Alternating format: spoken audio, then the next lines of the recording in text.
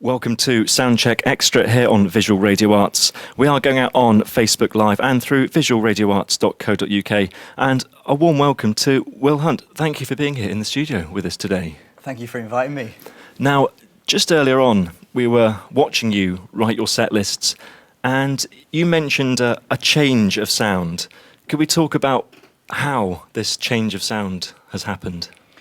I started off at a young age picking up guitars and playing piano and stuff that was in the house, and progressed into sort of electronic dance music.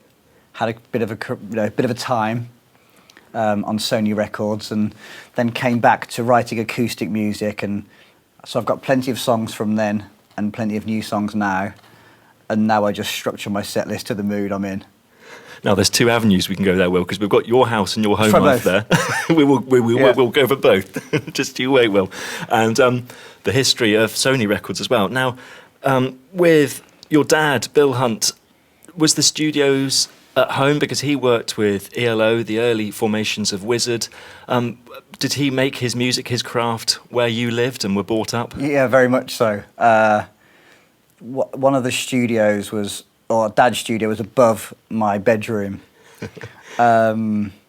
So we had musicians constantly walking through my room to get up to the studio to rehearse in the 80s. So all I could hear was a lot of till the early hours. The happenings, the craft. Yeah. And Dad, I think I can even remember Dad, I could hear the keys clicking of Dad's Wurlitzer piano above my room. So the drummer was trying his best, but the Wurlitzer keys, I could even hear those, so there's just no chance of any sleep. But those were the times when, once the studio and the musicians were out, I used to go upstairs and listen to my dad's records and play the Wurlitzer. And I used to listen to the records on my dad's record player, which was a Dansette, which is why I signed to Sony as Dansette Junior, the small version of the record player that I used to listen to his LPs on. And what was it like then, once you've signed to someone such as Sony? What was the control there? Where did that go? Well, everyone has different journeys. I was fortunate enough to sign for quite a large amount of money, but then I was unfortunate to have my A&R man leave and the company change and a new head of A&R come in, and the whole structure was changing as I was signed, so you kind of get shelved a little bit and forgotten about because of the restructure of a big corporate. So we did a few singles, but I was lucky enough to have a decent lawyer and got out after a certain amount of time. Crikey, well by me. But I mean, it was great fun. It was because of How old were you when you in my 20s, so signed to Sony? mid-20s. Right. Yeah, and then I got to play Glastonbury and loads of European festivals, and went out to Ibiza and played there. So I mean, it was great fun, but it wasn't the dance electronic music wasn't quite what I was put on the earth to do. How did you realise that then? I mean, did you just lose a bit of heart in what you were writing or the directions? Yeah, you just you're put in with loads of producers and pushed in all sorts of directions. So you're constantly presenting tracks to the A&R team, and they'll like one, and then you go and write more in that direction.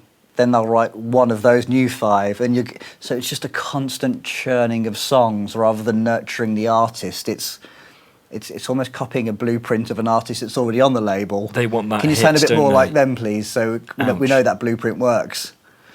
So you lose your. That's what It's kind of what they say. That your third album's the most difficult album because it's the third album the band have full control of what they actually wanted to do, and it's usually a failure. So the labels do know what they're doing, but the difficult third album, the concept album, is usually the difficult album because the band go and do what they want, and it's nothing like the first two because that's what the label told them to do. Now, the album that's out now, the mini album, Momentary Romance. So Yeah. what number album is this, if we can just go to numbers, talking there?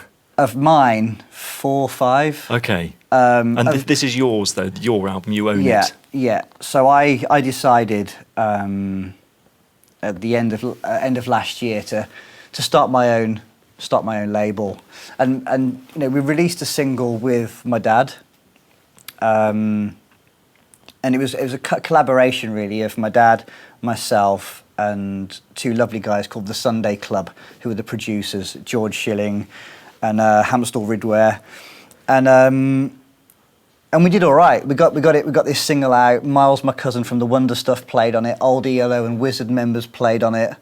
Was there a defined sound direction? Did you all know where to take this music? Well, Dad wrote a song called the Carlsberg Special, which was a B-side to a Wizzard single.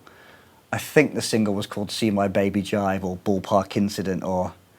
but Dad wrote the single called the Carlsberg... There's the B-side called the Carlsberg Special, and 44 years later wrote a sequel to it, which we called El Original Brew, which was the closest to ELO we could get without getting sued. And then my side of the single was called the Kentish Town Song. We put it out on a limited edition, 500 copies of vinyl. We got Record of the Month in Single of the Month in Record Collector magazine, and we did it all ourselves. So off the back of that, it kind of made me go, well, why don't I do something as well? And then, so whilst we were making that single, I then started writing Momentary Romance, and I thought, well, now we've got the label set up and the logo and everything else, I might as well start self-releasing rather than having to find a little independent to do it through. Is a mini album a sort of a form of pace, just to pace yourself? You're not, as you mentioned, churning music out, have that force and direction. Yeah, just taking your time and just exactly flowing. That. It's music is especially it's a labour of love, isn't it? And these 6 songs were written in an order and fitted well together as a body of work. And when I spoke to my distribution company, when I signed to them about it, and they were like, well, which singles do you want to bring out, or how do you want to release this? I was like, well, I wrote it as a journey from track 1 to track 6. So I don't want to bring out a single. And they were like, well, who do we pitch for playlists? And da-da-da. I was like, I don't care. Do what you want to do with it. I've written a body of work from 1 to 6 with the artwork to go with it. There you go.